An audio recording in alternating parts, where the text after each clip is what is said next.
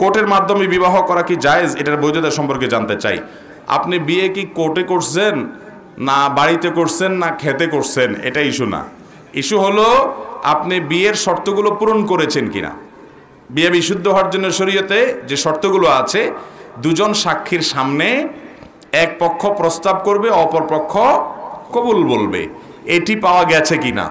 মোহর নির্ধারণ করবে, নির্ধারণ না করলে অটো মোহরে মিছিল নির্ধারিত হয়ে যাবে, এর মাধ্যমে বিবাহ সংগঠিত হবে। এখন কোর্টে গেছেন, সাক্ষী ছিল না, কাগজে কলমে বিয়ে করেছেন, সেখানে সাক্ষী নাই, তাহলে সেক্ষেত্রে বিয়ে হবে।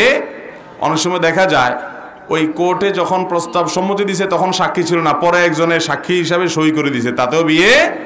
যখন প্রস্তাব এবং সম্মতি দিচ্ছেন তখন দুজন সাক্ষীর উপস্থিতি এবং তাদের সাক্ষ্য শোনা, এটা শর্ত। এগুলো পাওয়া গেলে বিয়ে হয়ে যাবে। অতএব কোর্টে যদি এটুকু হয়, বিয়ে হতে পারে।